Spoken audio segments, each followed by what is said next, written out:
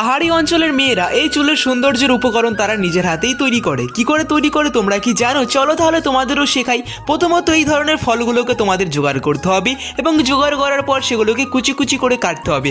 কাটাকাটি করা প্রায় কমপ্লিট হয়ে গেছে। এবার চলো তাহলে হামনদিস্তার মধ্যে দিয়ে এগুলোকে পিষাই করি। পিষাই করার পর যতক্ষণ না গুঁড়ো হচ্ছে ততক্ষণ কিন্তু কোনো কিছুই করা যাবে না। গুঁড়ো হওয়ার পর সেগুলোকে আরও মসৃণ করার জন্য চালন দিয়ে চালতে হবে এবং তারপরে সেগুলোকে একটা পাত্রে দিয়ে নানান ধরনের জড়িবুটি এক জায়গায় করতে হবে।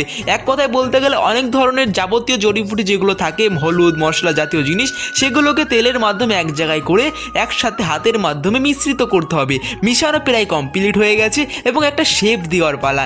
এই যে দেখতে পাচ্ছি মেশিনটা দিয়ে সুন্দর একটা তারা শেপ দিতে চলেছে, সেটা সাবানের শেপ, এবং তারপরে সেটাকে মাথার চুলের মধ্যে ইউজ করলেই কিছুক্ষণের মধ্যেই তোমরা যা রেজাল্ট দেখতে পাবে, তোমরা অবিশ্বাস্য রেজাল্ট দেখতে পাচ্ছ।